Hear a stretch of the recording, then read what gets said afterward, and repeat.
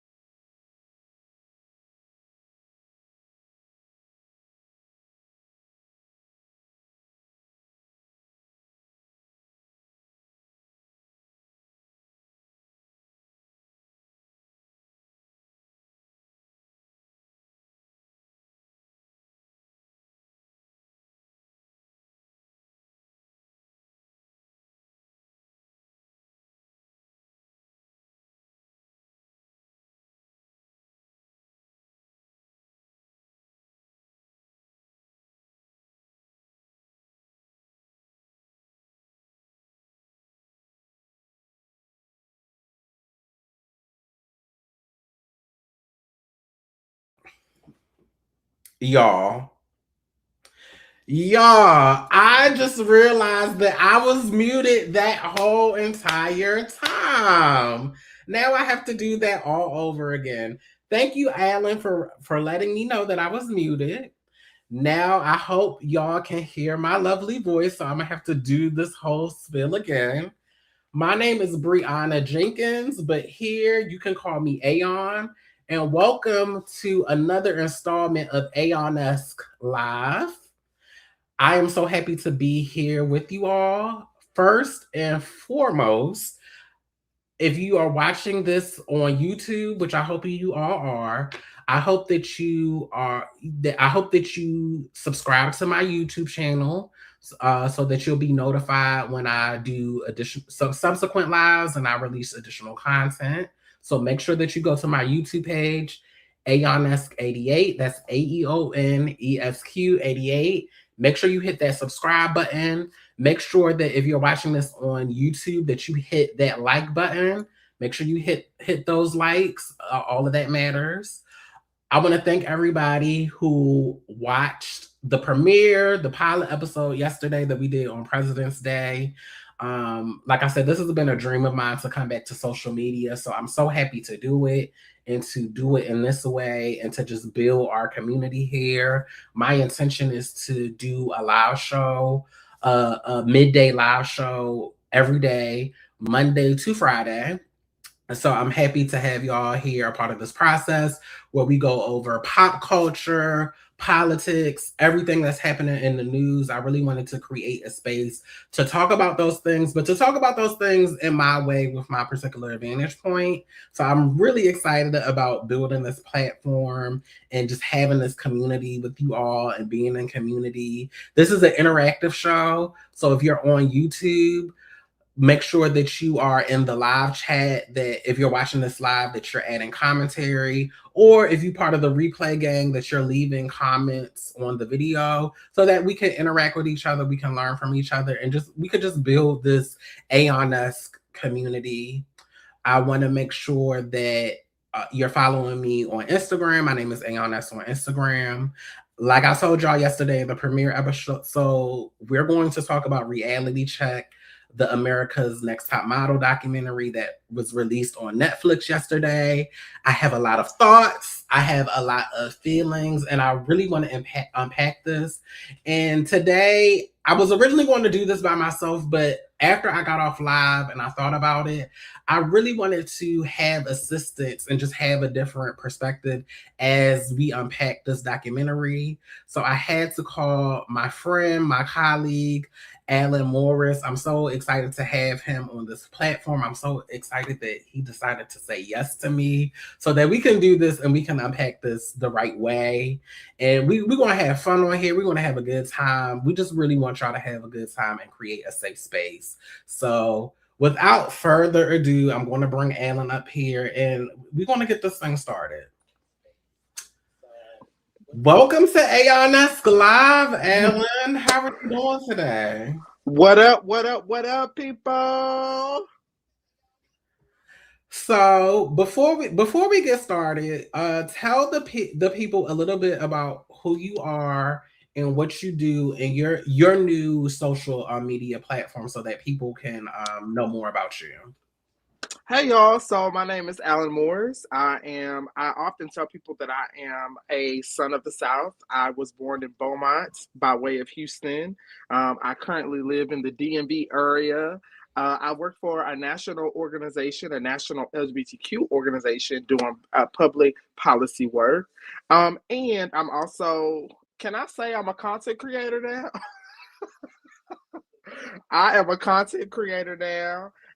And I'm doing specific work on just ensuring that we have intentional conversations around what public policy looks like in our communities and just getting people more engaged, right? Like we need to have intentional conversations. We need to be in principal struggle, all the things, right? And we can't leave anyone behind, even if their chains look different than ours, right? And so that's my goal and that's what I'm pouring into. But also, I'm so happy to be here with you, my sister, my friend. And oh my God, when you asked me, I was like, oh, I'll be honored to do this. First and foremost, because I feel like we're aligned in the way we think about stuff. And there's also stuff that I be wanting to like say that I be like, I should not say that until I talk to someone who I know I trust. And you are one of the people that I know I can trust. So I am so excited to be here and ready to break this down. Okay. So since before we get into the things of the things, with us being figures in policy and that's how I came to know Alan through my previous job, just being in policy spaces, both local and nationally. That's how we cross paths and we've just been in relationship with each other. We can't let the day go forward without giving honor to one of our fallen icons and leaders, Reverend Jesse Jackson. It was announced this morning that he transitioned, and we definitely want to give honor to his legacy. What he not only what he meant in the civil rights movement, but how he's been such a figure and a support and just a warm presence for people after that.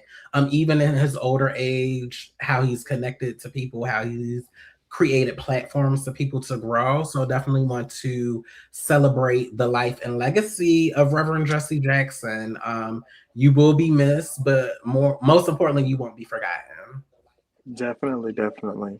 Didn't know if you wanted to add an extra 2 cents. Well, I've admired Reverend Jesse Jackson for quite some time, but also I agree with you 100% about even as he aged, he did not let whatever he went through with his health or anything stop him. Y'all, in 2021, it was like 20 degrees in DC, and Reverend Jackson was here in DC walking for the John R. Ludus Voting Rights Act. Like, he was a consistent figure. Also, fun fact, he was the first shadow senator for DC. So, like, there is a ingrained and enriched history that he has brought forth, and he will definitely be missed. And I look forward to being someone that can always speak truth to power on the way that he showed up for all of us. Yeah, so rest in power, love and light, Jesse Jackson. We speak your name, Ashe. So Ashe. now that we got the wholesome stuff out of the way for today, let's go on and get to the mess. And I'm about to share my screen so we can have images. I like to be visual about the situation.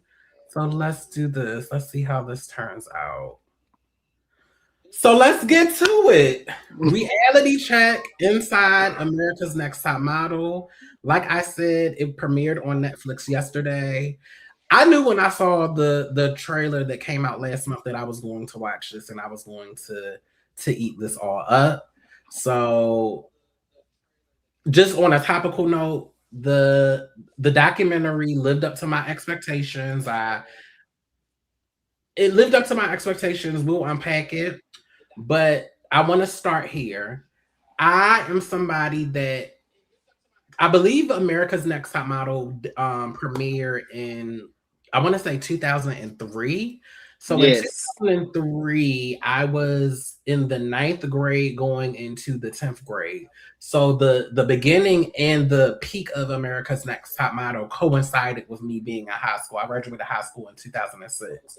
So by the time I graduated, America's Next Top Model was like at the height of its thing. And I don't remember watching from season one, but I definitely remember watching season two and then going back to season one. So a lot of these stories, I remember watching these things play out on TV. So this was a big part of my coming of age. So America's Next Top Model definitely held a space in my life. And especially as a Black queer boy who was very into fashion and modeling and looking pretty, like America's Next Top Model just had a profound impact on me as a person. I thought I wanted to go to fashion school. Fun fact: when I was a student, Really? not to design, I wanted to do fashion marketing. I was the type of queer that remember those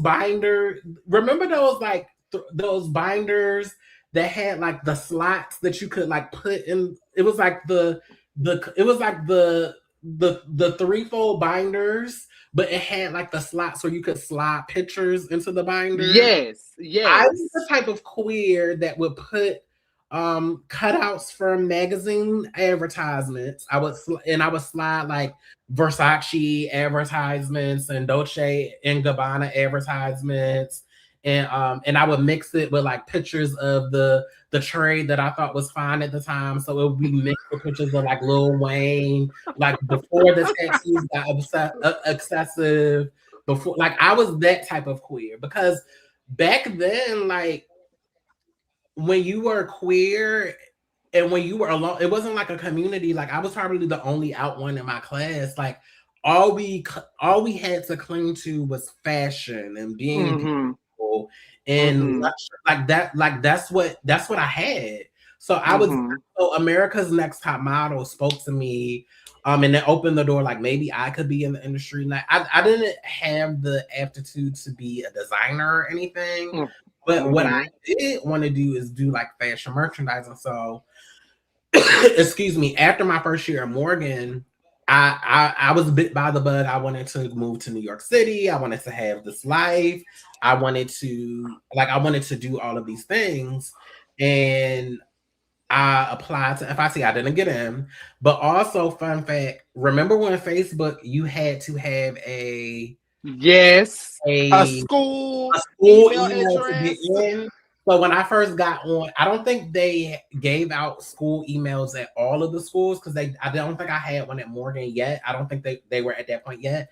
But when you applied to FIT, when you apply to FIT, even in the waiting process, they would give you an email. Email. I used my FIT email while I was waiting for the admissions process to start my Facebook account, which I still had to this day. So like it just America's Next Top Model it takes me back to a time, but America's Next Top Model was just very important to me in my development. So I have a love for the show, especially when it was in its prime.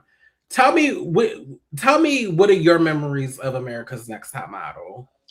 Oh my God, so much. One, I think so. I similar to you, I started watching it around like my into middle school, early, high school years.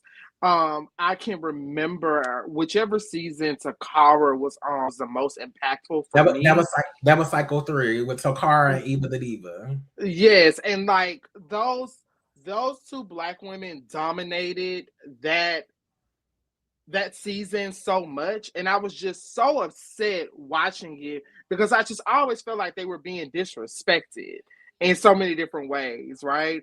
But also, I always had like this very weird / strange attraction for Tyra, and that is weird for me to say you know as a gay man, because it wasn't a sexual attraction. It was more so like she's very curious to me.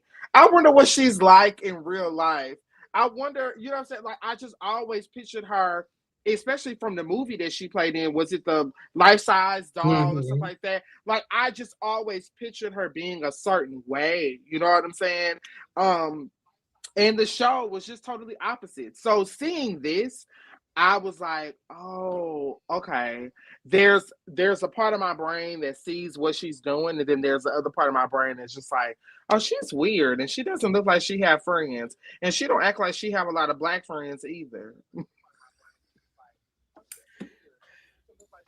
Even on the show? Even just from the show, it just always felt like she was harder on all the black women. Let's be clear. Like, she was always harder on them. I think she was nice to Eva, but I mean, to me, there was a intention, like so many of our folks, where it's like you have to work twice as hard, and black folks often, when they get into positions of power, they make you work even harder for things, and that's just the way it landed on me. It was like I'm always gonna have the most critical feedback for the black women, while Miss J is like embracing the black girls and just like, oh, okay, just saying certain things to like, at least it may have been harsh, but it wasn't to pull them or drag them down, in my opinion. But right. Tyra, it was totally opposite. So let's go ahead and rip another Band-Aid off. Or okay, let's start here. What is the no, I know where I want to start, because I'm already seeing the discourse. I'm seeing the what is it, I'm seeing the memes, the think pieces. I'm seeing the think pieces pieces on social media. Uh-huh. We are about to have a critical conversation about Tyra Banks. That does not, for me, I'm saying this for me, that does not mean that we don't appreciate Tyra Banks as a beacon, as a trailblazer, as a black woman. Like, love her down. However, nobody is above critique. Nobody is above reproach. Also, just because something happened in the past and we didn't have the language for it, and we have the language for it now, doesn't mean that we still can't acknowledge the thing that happened in the past was harmful, and that we need to Yes. make space for that, because I'm from what I'm seeing in a lot of the discourse around this documentary, but just around situations, as we are now in a place where we're having to, on so many levels, reckon with our past and reckon how we didn't do things correctly in the past. Just because we didn't have the language, or that's just how things were done back then, doesn't make it any less harmful, and doesn't mean that we shouldn't create space to say that, bitch, that was some fucked up shit that happened to you, and Definitely. I apologize. So I'm seeing a lot of that, and I know, at least for my critique, like we are going to go there, because a lot of the things that happened in the past, even if I didn't have the critical eye that I do now, it is fucked up. And now that we have more context about the situation, now that we have more context about it, like, we have to name it. So we're going to get there, but I want to start out there. I I am looking at Tyra side eye. I am. I can't lie about that. But Tyra is still that girl. Tyra still did has done the prolific things that we did, and nobody can take that away from her. But yeah, we're going to go there. So my first initial my first initial things from this documentary. First initial three things. One, lace fronts have come a long way. I want to say here, lace fronts have come a long way, because I remember that era, that mid 2000s. That was like the iPhone one of lace fronts, and looking Definitely. at Tyra Banks and some of those fronts, it, like, my God, like it has come a long way. So, like, let's give a shout out to technology. Like let's shout out to technology and the cosmetology industry, because some of those wigs were rough. That, like, it was rough, but we've come a long way. Clearly, I'm benefiting from some of that technology, but my God.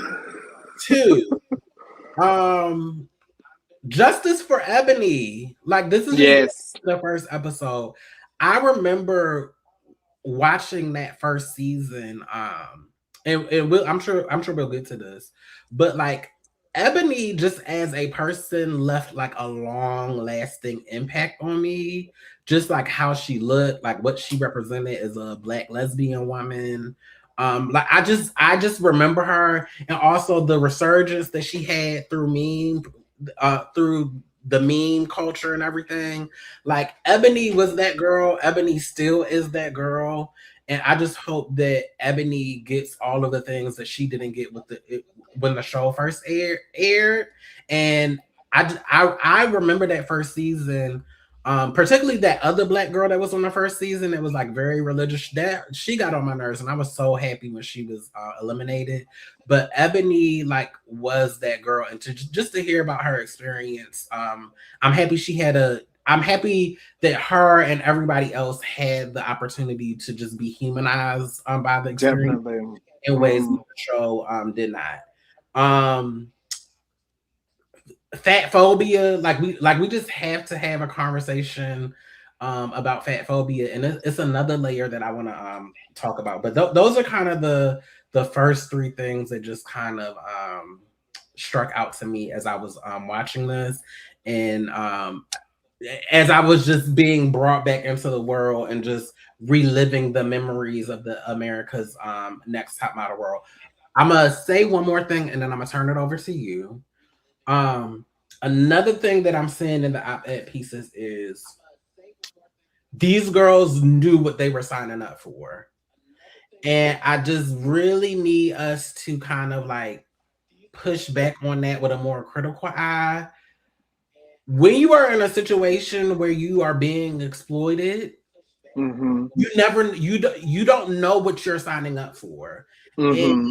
there is it's an inherent imbalance of power, y'all. Like, when we, like, Mm-hmm. that's why the girls get mad. Oh, y'all want to talk about capitalism and patriarchy, and that, but all of it is relative, and all of it is matter.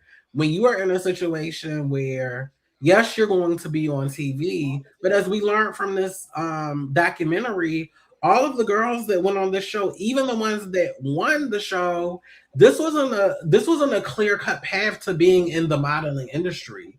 In fact, Mm-hmm. on the show became a stigma. It became a scarlet letter on their career because they're not going to take you serious as a model. You are the reality girl. There's no fair bargaining in a situation where a TV show, a production team, a movie network has all of this power, this unchecked power, and you are just uh, a pawn in the game. So I really want us to really one look up what the definition of exploitation means, and we might have to do this during the show just so, but because the words mean things, and I want us to be Mm-hmm. clear.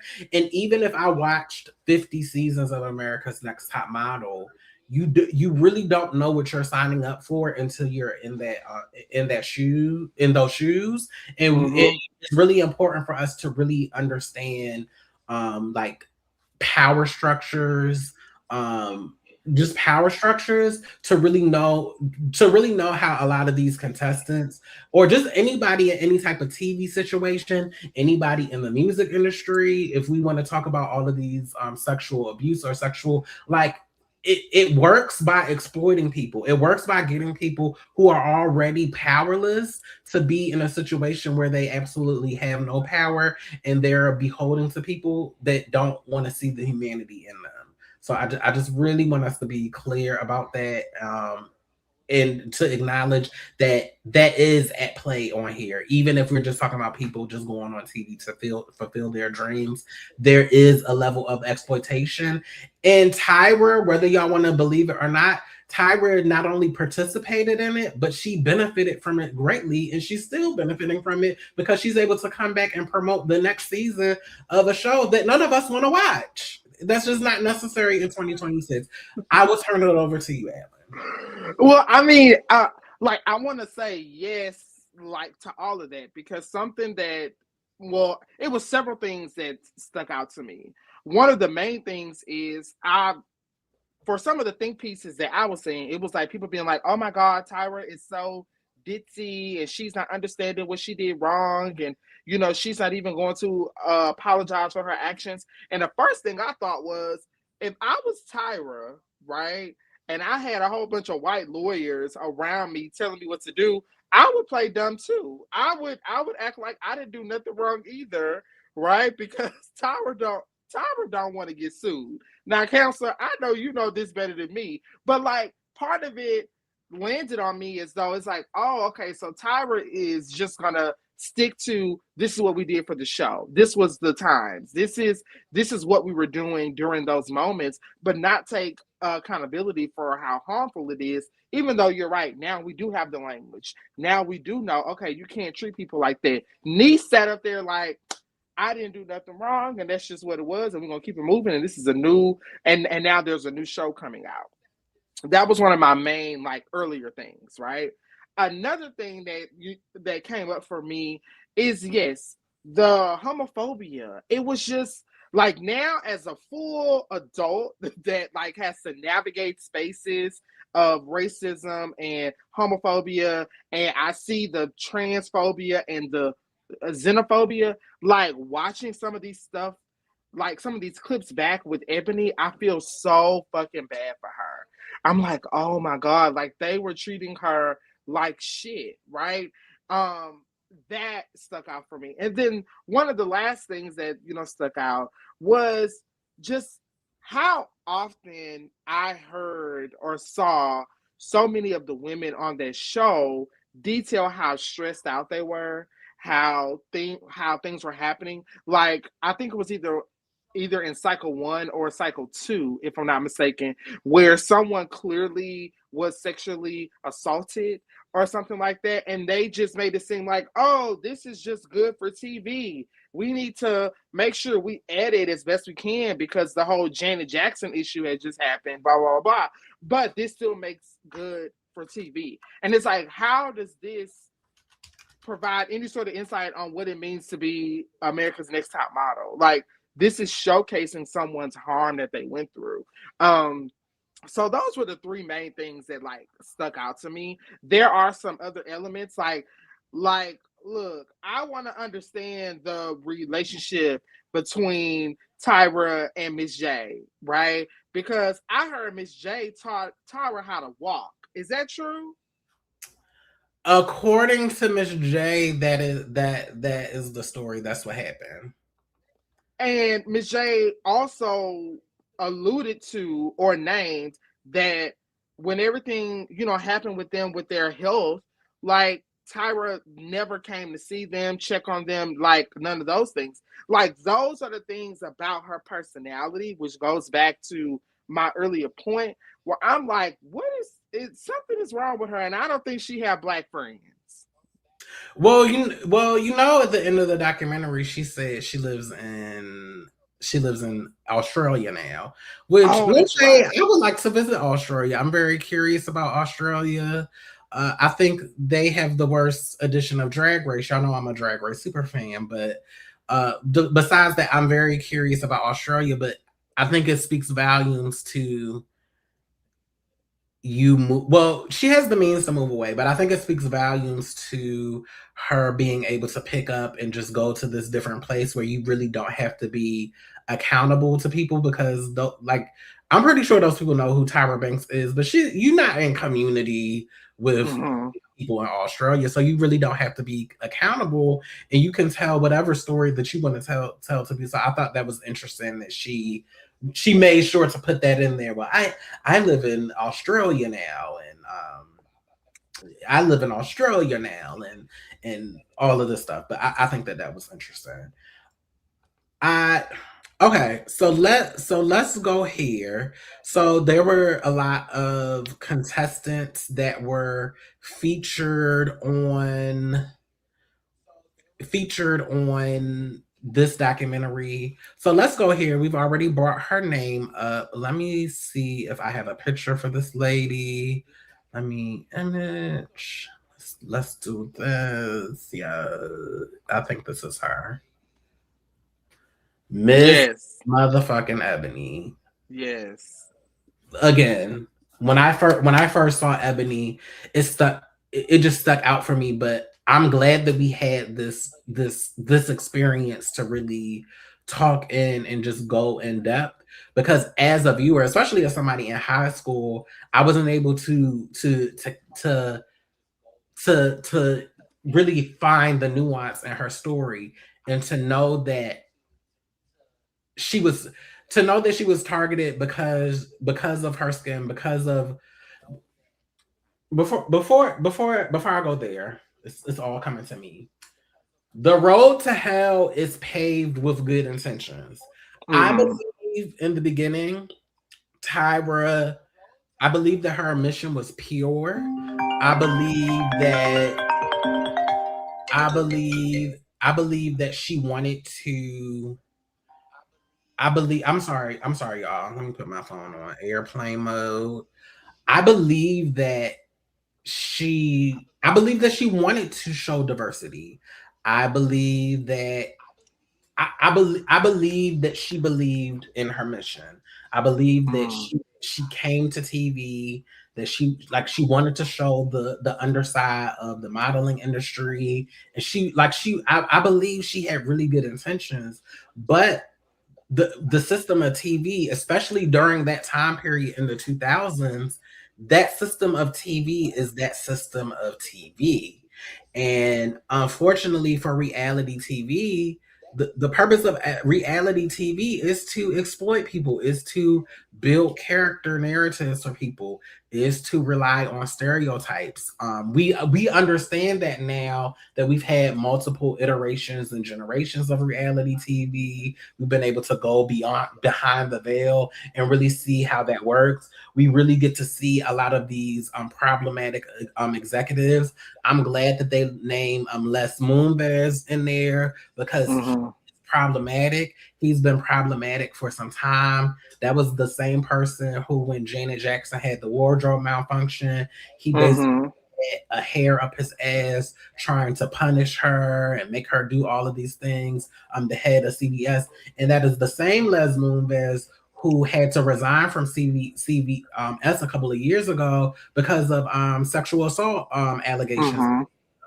Um, so, Mm-hmm. so all of these things are interconnected about how these problematic people, um, a lot of people who use sexual coercion, influence or whatever, have these accesses to power, and who are able to pull these levers and do things, and who are able to keep the system going that goes against celebrating diverse people, who perpetuates narratives, who perpetuates harmful tropes.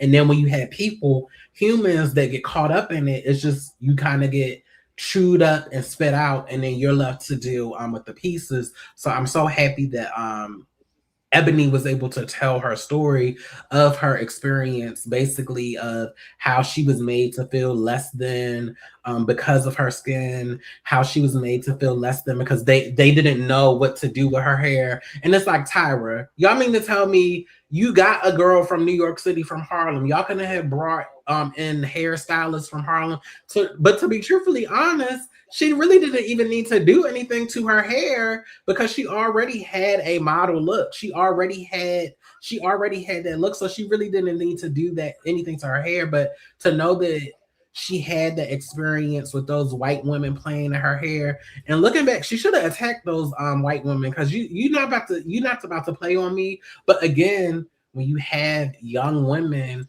who are powerless and who are desperate to be on, they'll Mm-hmm.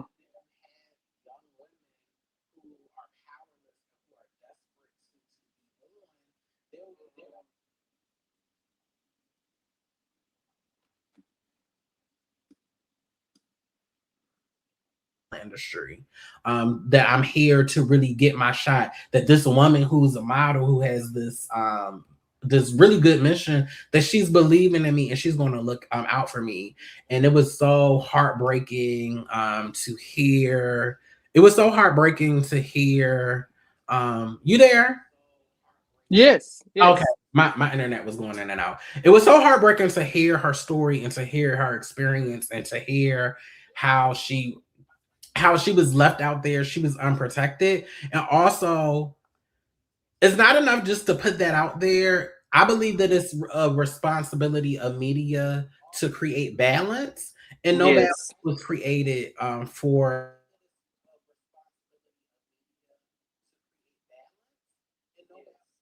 Uh-oh. I think Brianna's internet went out.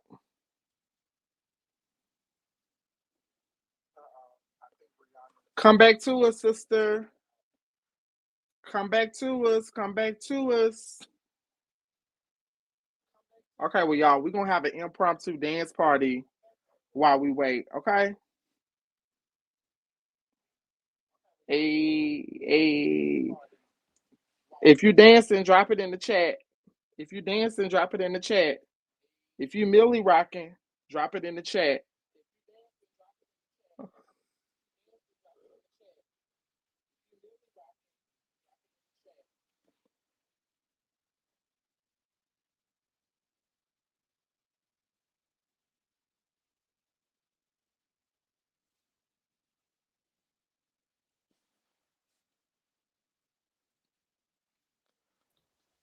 Okay, y'all. I am back. I am back. Can you hear me, Alan? Yes, we were just having a dance party while you were getting it figured out. Yeah, I Shout out to the chat. yeah, shout out to the chat. Shout out to my baby Dana holding it down. Yeah, let's put that ticker on. I'm sorry, but that's why I like doing this style. And from what I've seen, because people be having technical difficulties all of the time, and we just keeping it moving. Let me bring. Also, look, I just have to name this, and I need y'all to listen in really, really closely. Okay. There is speculation, and this is all a conspiracy theory, that ever since the person that occupied the White House, now all these technical issues are happening with our satellites, with our cable, with our internet. It is all his fault. Baby, let's talk about all of these random phone calls that I've been getting since he's come back into office trying to solicit me to get like high dollar loan amounts. Now I did get a loan, Yes. but I did that myself. But like all of these other people talking about we approving, and I'm like, why are y'all calling me multiple times a day? Like this is harassment. Yes, But definitely. let me close out. Thank y'all for staying with us through the technical difficulties. Let me just close out my opinions on Ebony. I'm happy. I'm happy for what she represented because she's somebody that has stuck with me even throughout all of the cycles and all of the years because she I never saw anybody like her on TV. And it's so hard to know that somebody that I saw as confident was really dealing with all of that under the surface. So I'm glad she Mm-hmm. got to be that representation then, but I'm so happy that she got to be that representation now and that she was able to tell her story on her terms. And also, she still looks fucking good. She She still, she does. still Look looks at them good. cheekbones. She still looks good. She still had. I'm glad her spirit was not completely broken, but like Yes. it was just unfortunate. I'm gonna turn it over to you to see if you have anything that you wanted to say about. Well, the so I love her. I love what she brought. And I also feel so bad that she didn't have the support around her that she needed to stand up to the institution. But I also want to draw lines to America's Next Top Model and all the things that people were going through and having to navigate and the just the exploitation of women is the same shit that was happening with Diddy and making the band. So the same this was the reality TV era where folks who were in power had the ability to exploit people and nobody questioned it. No one said shit. Like Diddy had folks walking in the middle of what 20 fucking degree weather to go get cheesecake. Like these were the types of things you were seeing where people were intentionally being dangled a carrot and being told to do these things all for what, right? And also something that was very, telling to me is Ebony names like after she left trying to get booked. It was so hard to get booked, right? And that's something where I feel like if you're on these shows, you would think that you're going to be able to be booked, right? I mean, back then, that they were the modern day influencers. So she should have been getting booked. She should have had shit lined up. She should have been in TV shows, movies. Like she was clearly that girl, and those things were not lined up. Not to mention, it seems like her counterparts were able to get so much more than what she received. So yeah, that's all I'm gonna say on that topic. And my heart goes out to her, and I'm also glad that it didn't break her. Yes. So now I want to talk about this next lady who I remember watching her cycle and I remember the situation that they detailed in person and to get this additional context through this documentary it was just like wow. So let's just go straight to it. Also, if y'all are liking the conversation, y'all are liking this live, go and press the like button on this YouTube video. We need all of the likes. Give us our things, please. Oh my God, I felt so bad for her. Let's just go there. So I remember watching her cycle, and I remember. I remember particularly when they went to Italy. Side note, before we get to her, and I talked about this in the live show yesterday. So when I was getting up in them, there was a girl on her cycle. Her name was Ziomara.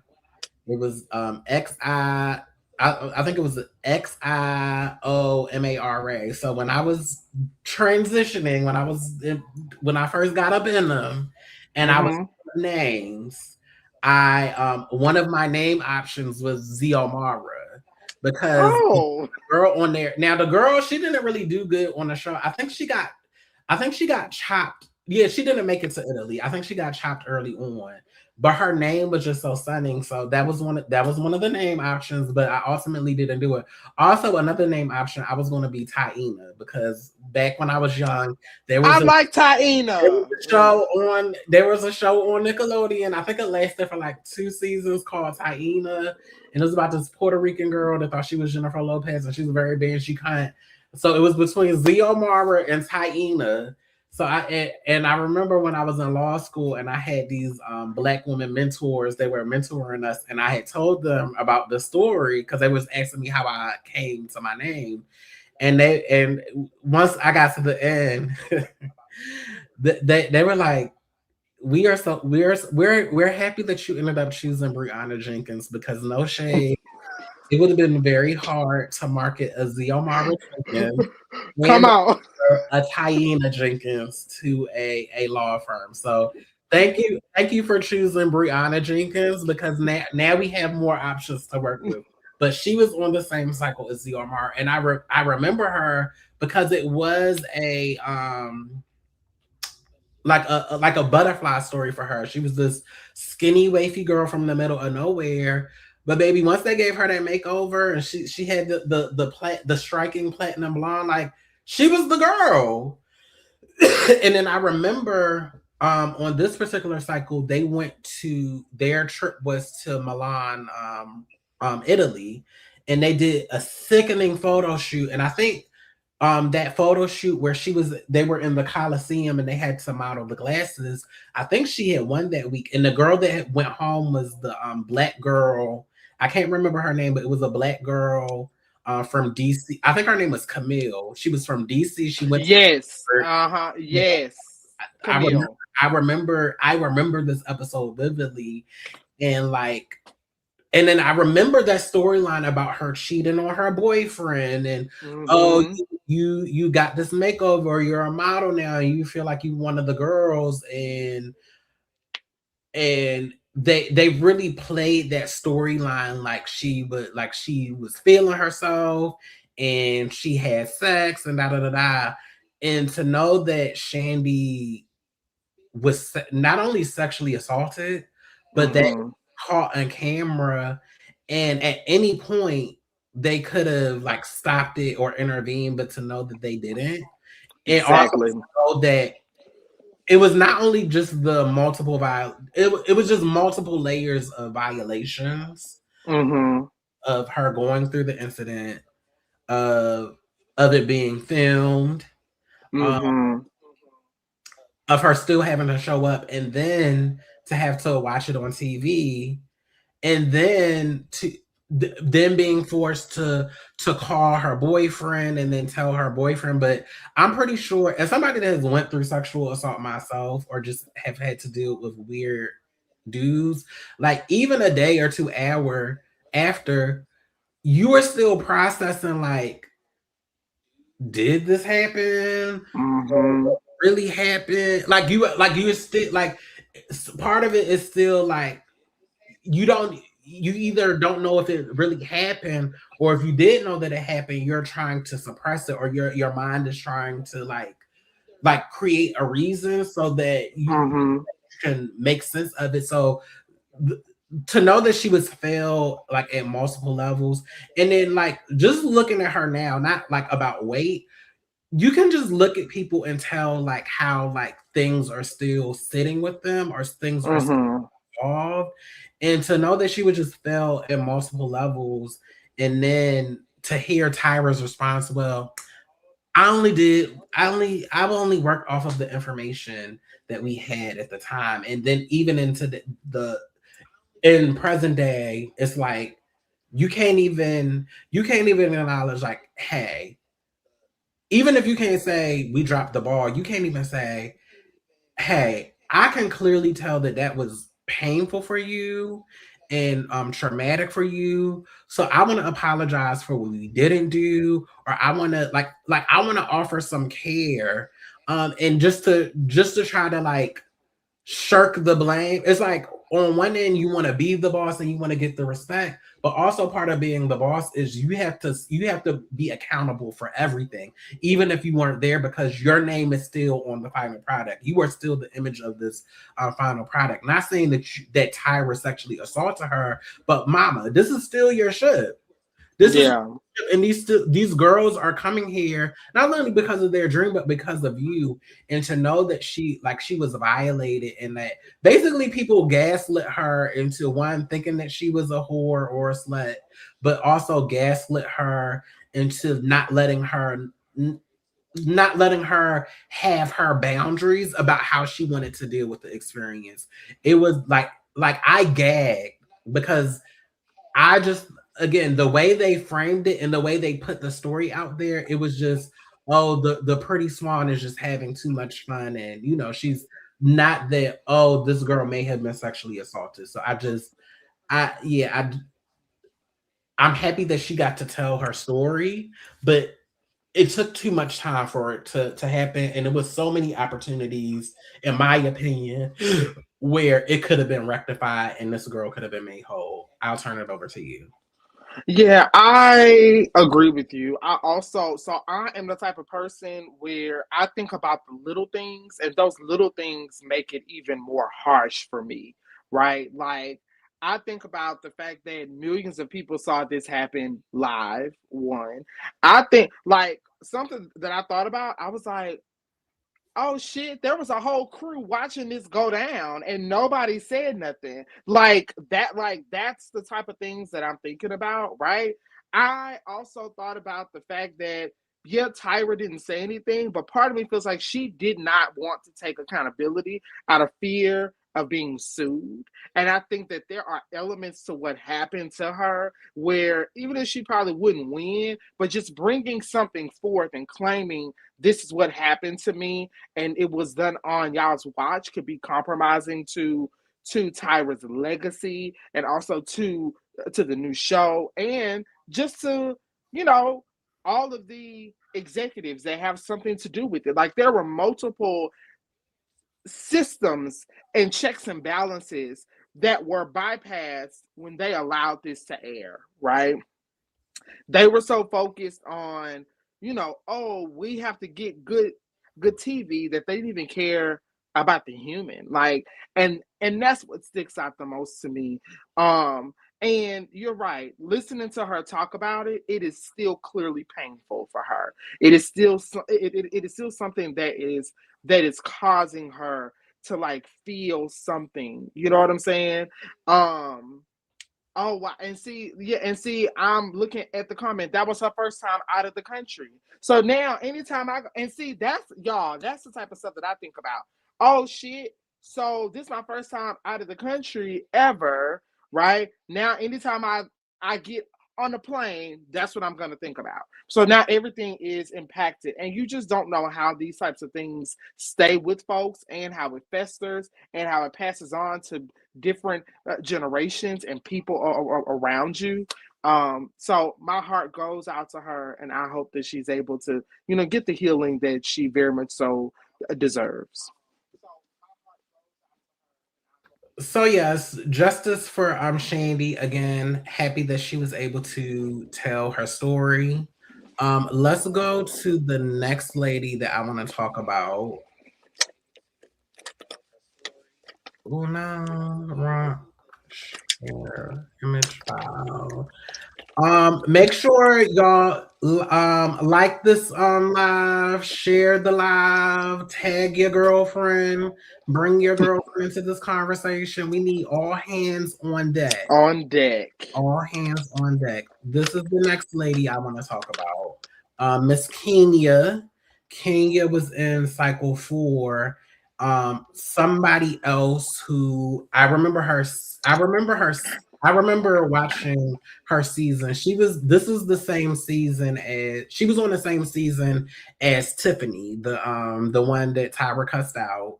She was on the same season, and I vividly remember her season. And they They try her on some fat phobic stuff. This just really shows to me how absurd like body image and body dysmorphia was, because looking back, she wasn't fat. Like she looked like a normally like healthy like But wait, Brianna, looking back, Takara wasn't fat. no, none of them were fat. They just look like regular, and really so before we'll get back to Miss Kenya. I can't remember if I was watching it on YouTube or an app, but it was a TikTok, and it was basically saying now that the Epstein files are released, and so many of these like executives and high power people were connected to Jeffrey Epstein. A lot of them owned major fashion and lifestyle businesses that impacted like the aesthetic for like young women and girls. So I believe the CEO of Abercrombie and Fitch was in the files. The CEO of the what's that the is it Play by Victoria's? No, Pink. So Pink. The CEO of Pink. So you have the CEO of Limited Too. So you have all of these CEOs of a lot of these brands that are catering to young girls and women, and really they wanted a lot of these women and a lot of these girls to look like little prepubescent girls, even as adult women with healthy bodies, because really it goes back to our culture of grown adults wanting to have sexual access to kids. And so that, and kind of like the trickle down of these, now that we know these powerful men were in cahoots and were in these networks based on these files, that they're controlling this, and they want people to be unnaturally small and unnaturally wafy, because to promote the image of purity and young girlness and innocence, because they want sexual access to these young girls. And like, this is also something I think about as like a heavier, one of the reasons, like, as a trans woman, as a bigger trans woman, I understand like how if I was like in a smaller body, how I was in a shorter body, a lot of aspects of my life would be like easier, right? I felt like I would be able to pass more, I would be able to get through more, I'll be able to survive and all of that. But also I'm thankful that I am as big as I am, that I am as tall as I am, because I feel what I have experienced is, particularly with men or just hearing how they talk, I feel like when you as a woman are like just like physically smaller than them, or physically when men feel like they can overpower you, I honestly feel like men look at size like that. They desire women who are physically smaller than them, because at some point they either want to get violent with them or they want to get sexually violent with them. And it's easier to do that with a much smaller body person than it like somebody like me. If a nigga roll up on me, they have to think twice. And then we punch them in the face, they're going to gag, because yes, it's giving woman, but like let's not be no fool. Like, you can get it. So I thank God that even though it's not the most difficult at times, and it makes stuff kind of hard, I do appreciate that I do have a little weight on me. I do have a little height on me. So in the event that I am a victim or somebody tries to come at me, I can fight it off a little easier versus being somebody that's smaller and that's assumed to be weaker and more docile and more easy to take. So like, all of this is relative, all of this is connected. But I want to get back to Kenya's story. I really think they gaslit her and played in her face by calling her fat when she clearly was not fat. She was a healthy size girl, but also to see the lasting impact that had on her, and to also to think about probably all of the mental health work and just the spiritual work that she had to go through the trauma of that and to unlearn that and to do that. Because clearly mama is lighter, she's looking good, like she's coaching the girls, like you could just feel on her spirit that she's lighter. And also she was sexually assaulted too. And like, I remember watching that as a younger person, not clocking that like like clearly she was uncomfortable, but she was being sexually harassed.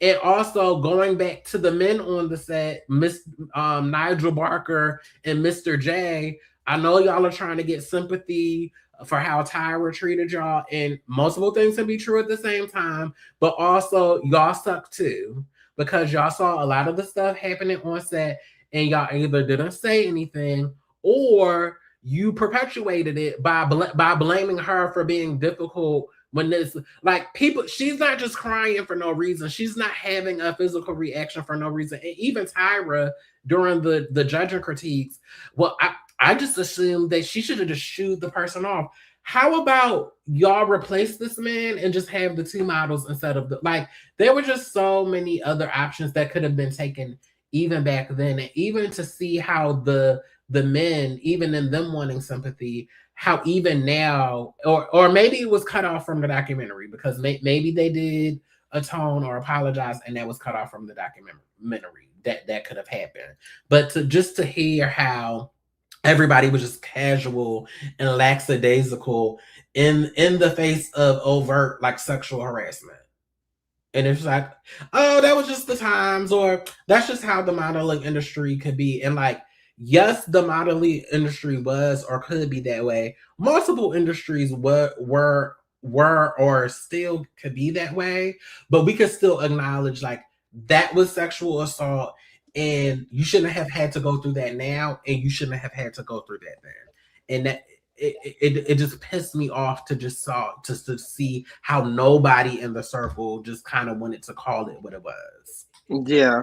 I mean, I agree with that, and I felt so bad for her in that moment because you could tell that she was looking for somebody to at least acknowledge what the hell had happened, and nobody acknowledged it. And that makes you feel crazy. It makes you feel like, oh, wait, did this not happen? Did I internalize this a certain way? Even with the fat phobia, it's like, oh, okay, so now y'all are like playing these mental and emotional games with folks, right? Something that I keep walking away with with all of these conversations with these various folks is I know Tyra has kids, right? And I just hope that the karma and what she has put out does not catch her children. This is why you have to be very careful with how you treat people, and you have other folks that you love that are near and dear to you, because karma is a bitch, okay? And you can't and you may not get it, but that doesn't mean that your lineage can't get it, okay? You got to be careful with that. So shout out to Miss Kenya. You looked fabulous in the documentary. First of all, She did. shout out to all of the black girls. All of the black girls that was in this documentary still look the fuck good. Well, you know, black don't crack. Let's be, and happy Black History Month. Yes, yes. But all of the black girls in the video still look good, still look bomb. I wanted to talk about Dion. Well, let me just put Dion on the screen. They tried her too by making her deal with the trauma of her mom who was shot in a domestic violence situation. But I just wanted to put her up here. She still looks fab too. She still looks fab too. Fucking stunning. That face is beat. Do you understand? Look them eyebrows. I'm jealous. Okay. She still looks the fuck good. So I just want to get her life. The last person that I want to talk about from the documentary, as far as contestants, and I believe I've been following her for a while. This lady right here, Miss Danny, who won, I think she was cycle 5. I remember watching her cycle 2. And I appreciate her being there for multiple reasons, but I really like the conversation about the body, like the conversation around bodily autonomy, forcing people to undergo medical procedures against their will to be to be in the industry that you knew from the beginning would never accept her. I her stories stuck out to me the most. You could just tell that you could just tell that you could just tell that she is either healed or she's healing as the person. And I'm just so happy that she has her voice. She was just Mm-hmm. so impactful, but the conversation around forcing her to close her gap, and then really about the post conversation, about how for 15 years she was basically in an uphill battle because she was never going to get a fair shake in the modeling industry. And no, Mm-hmm. she should be a list top tier model because she had, Definitely. but to know that Tyra knew that she would be never be able to walk through the doors, and nobody. I I think it's one thing to go through that. I think the devastating thing about exploitation is the fact that people are playing on your intelligence, and to you feel.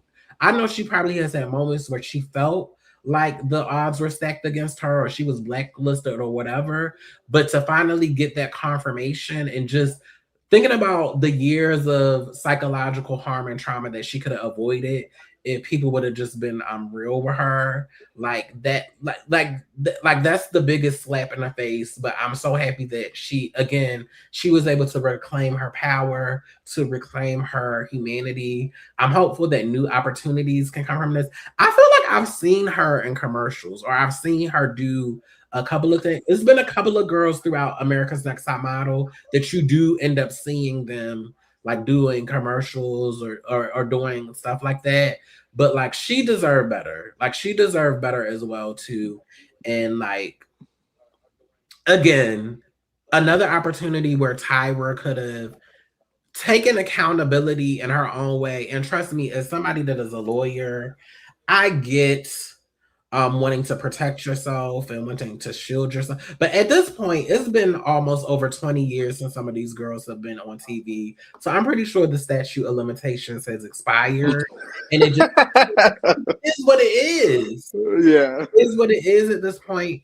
And you know when you I know when I have truly wronged somebody, and because Mm-hmm. I am a person with integrity and dignity, if I know that I'm in the wrong, or I've done something in the wrong, I have no problem with like having the conversation with people. Doesn't mean that we're gonna be friends and we're gonna be cookie crunch girlfriends, but it's something about having a human to human moment with somebody. But particularly with this story, and just Tyra's and just how Tyra kind of like um patronize her. I think that's the word that I'm looking for. When she was like, boo boo, if you went through the," and I'm like, bitch, what? This girl literally is talking about how she was not able to get work, and you like, well, boo boo, if that shit, like, girl, miss us with the, like, this was your opportunity to like really be real about the situation. And she Mm-hmm. was real about the beginning and her motivations, but all of the missteps, it was, oh, it was somebody else's fault, or I had a boss. Like, we're not talking about what your boss did. We're talking about the role that you played. The it's about owning your piece of the breakdown. And Tyra just, again, Tyra is still going to be the supermodel bad bitch that was the it girl of the 90s and 2000s. Nobody is taking that away from her. But in Mm-hmm. this particular space, you wanted to be the boss. You wanted to, and because you live in this country, you're from this country, you live in this world, you did the problematic things that people have to do to be successful in business, and you burnt some bridges and you harm people,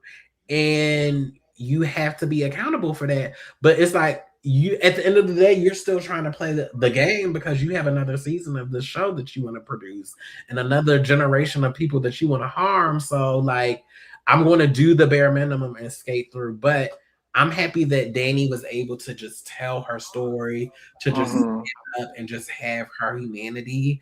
And I look forward to hearing from her. I look forward to seeing like what she's going to do in the future. But like, I'm just so happy that she gave us a new way to frame like the level of harm that they were experiencing, by adding that like bodily autonomy piece in it. Because I don't I wouldn't have framed it like that back then, but like that definitely happened, and that happened to the other contestant, the white girl that had the oral surgery, that still has negative impacts of that surgery to this day, because it wasn't done in the right way. But it's just like, what are you going to do? You are Mm-hmm.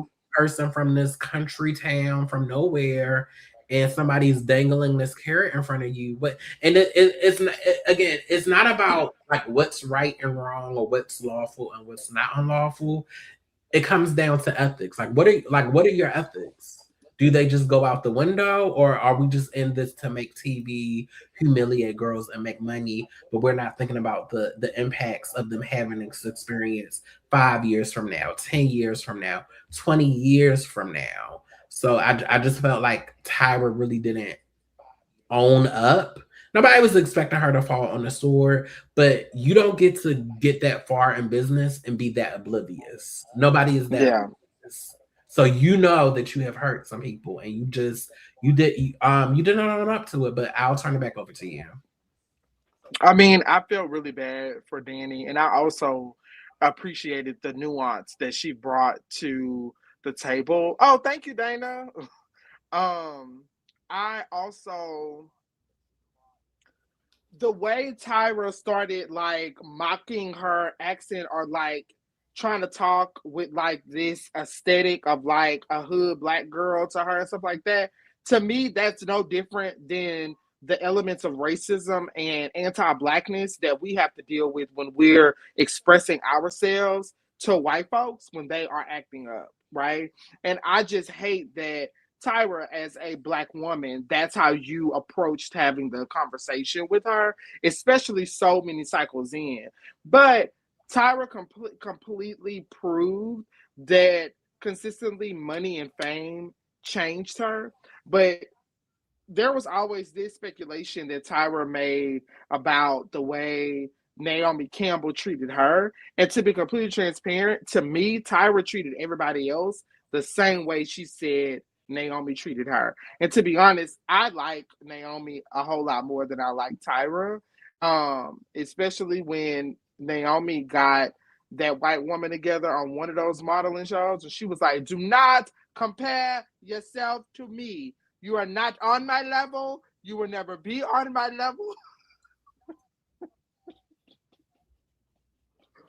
So that's my like, but I am glad that Danny was able to name those things and really contextualize it in ways that people now can understand what that looks like back then.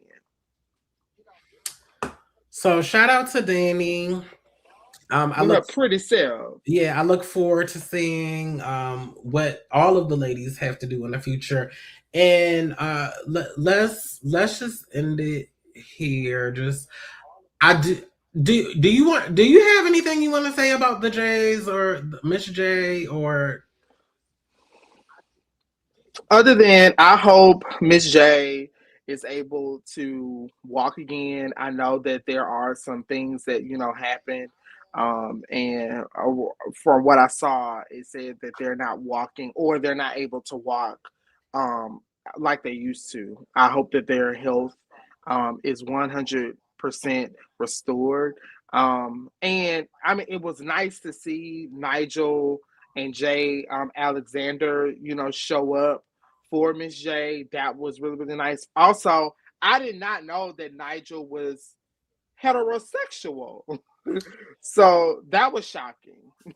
yeah? I felt like I knew that back in the day. I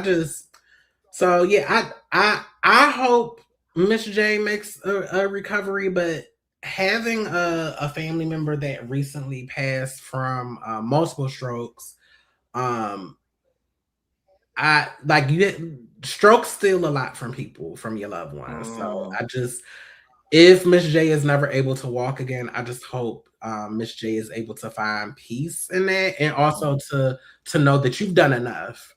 Like you've yeah. done enough. Excuse me. You will always be remembered for being that bitch, that runway coach, that just the Hmm. presence, the persona, the statuesqueness. But I just know how devastating strokes are for people, because it strokes just still so much. I don't know, Tyra, and this is hard for me because Tyra is my Sagittarius sister. The Sagittariuses have been letting me down. And I know we can come off as some cold, hard cookies when we feel like we're wrong, but just the conversation about how, okay, what I will give Jay Manuel, and I feel like Jay was late in some ways, but at least Jay tried to have some discernment about the situation. While it was going and you tried to leave. One of my biggest mantras for 2026 is trusting my first mind about people, places, and things.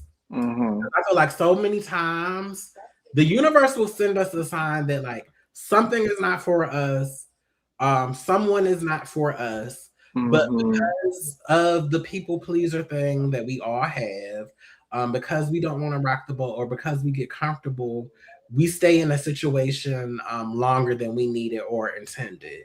And I know Jay Manuel had the fear of being blacklisted when he tried to leave earlier in the series before they were fired.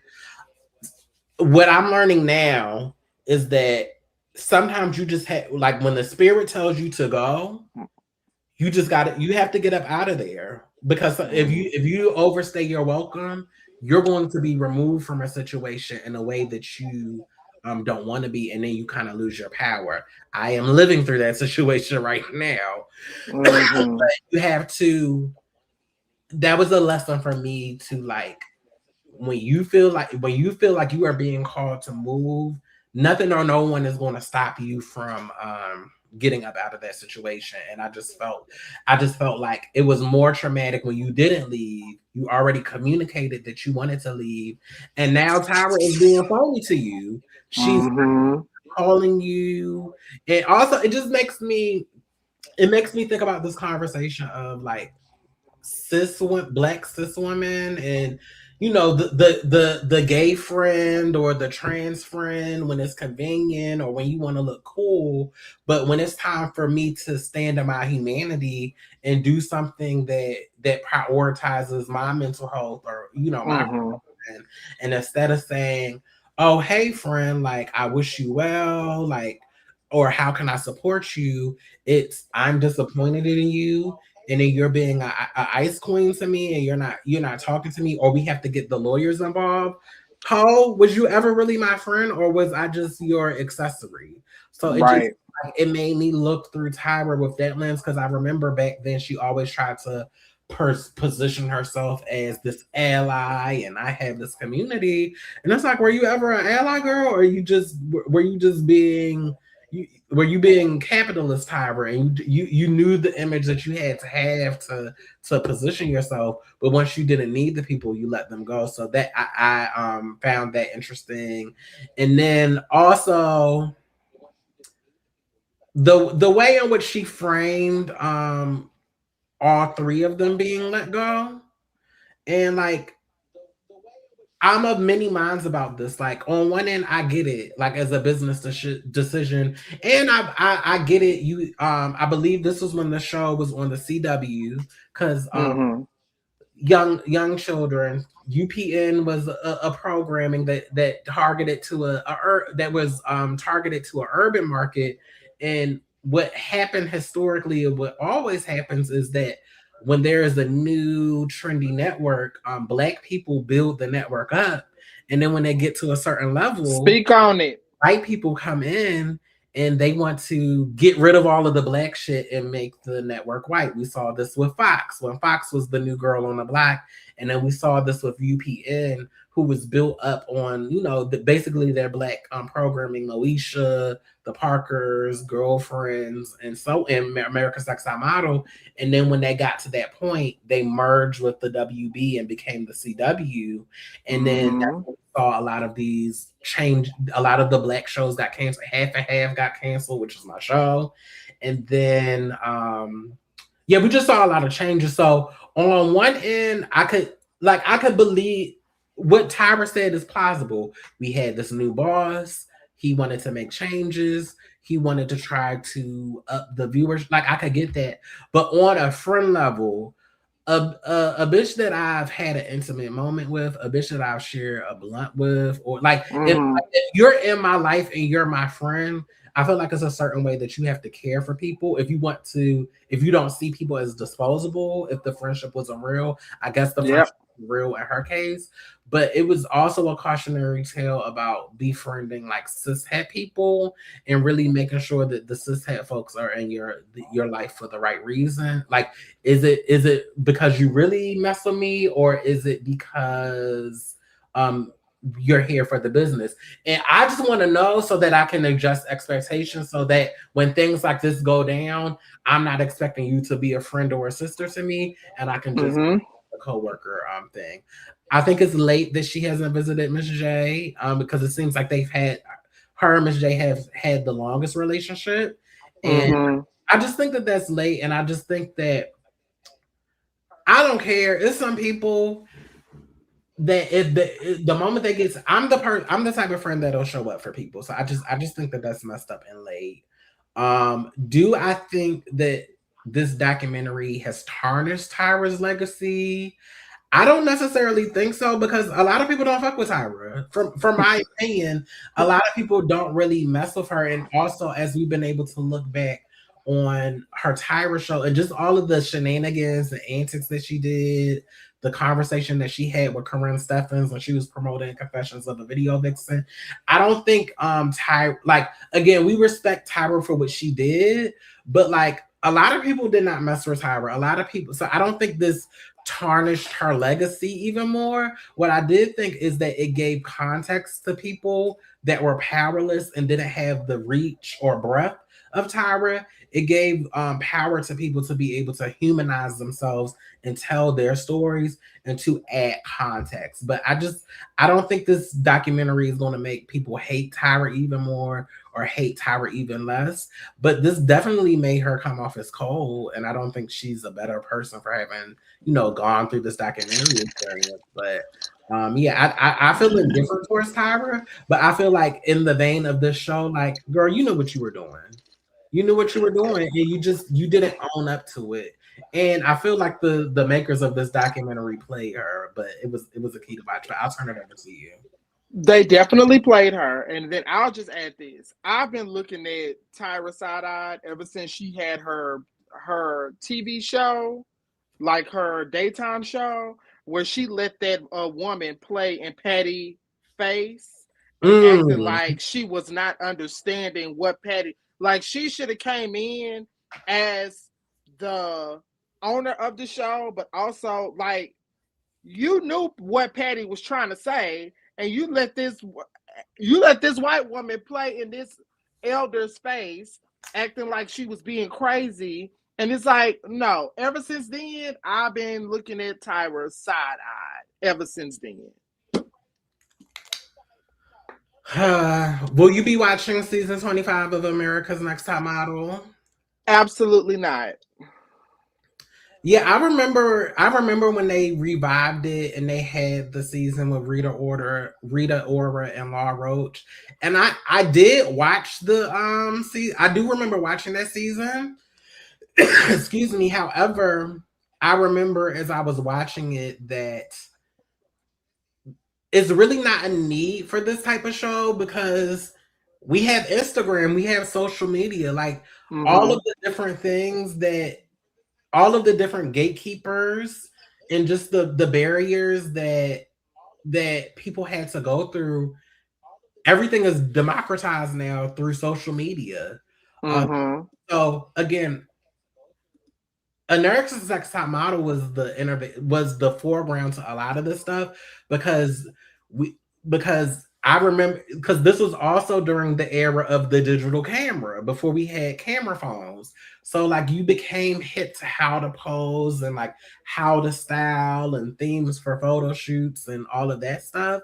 But like now you don't need that. You just put a couple of pictures on Instagram and you do a filter, and if you're that girl and you know how to curate your look and curate your aesthetic, you can create opportunities for yourself that you don't necessarily need the show for. So I think the show has served its purpose, but I don't think it's relevant to this particular day and time when people really are the masters of their own brand and their own architect. Also, we just know a lot more socially, so Yeah.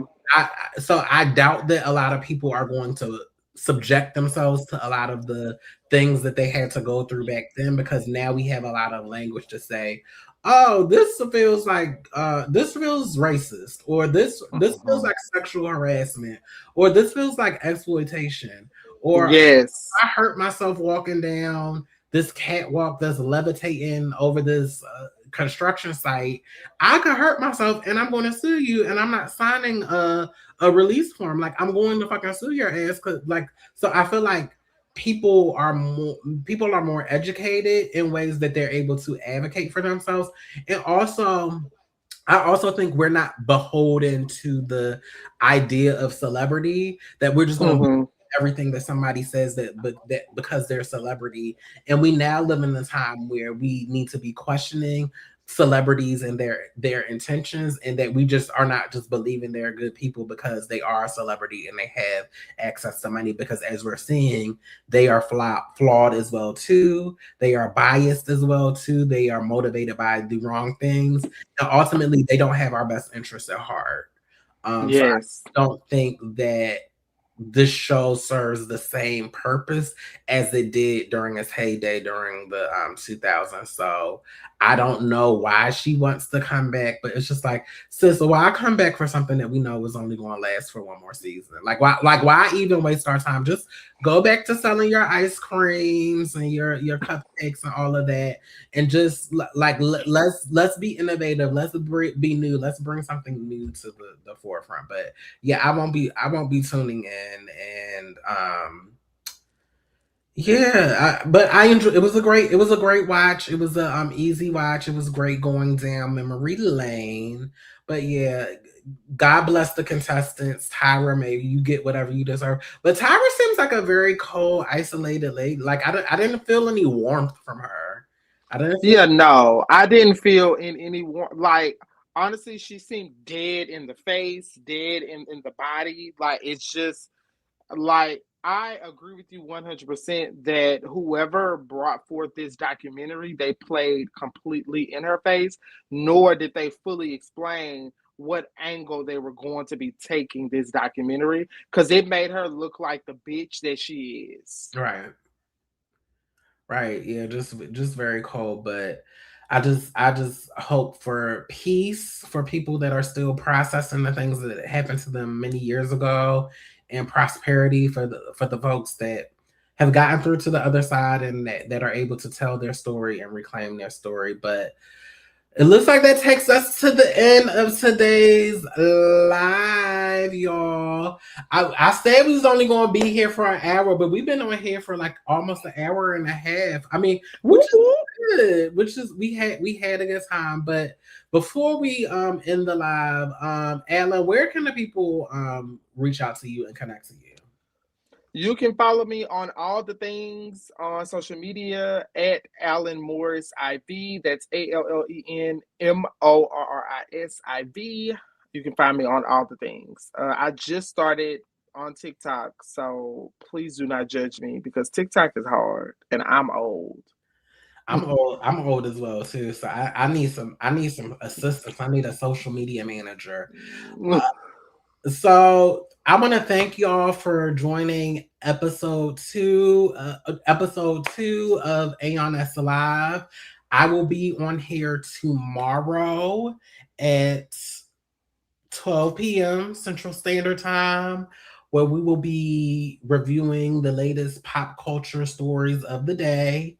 So please be sure to join me if you can. If you haven't, please like this video, subscribe to the channel so you can be notified the next time that I go live or release videos on this channel.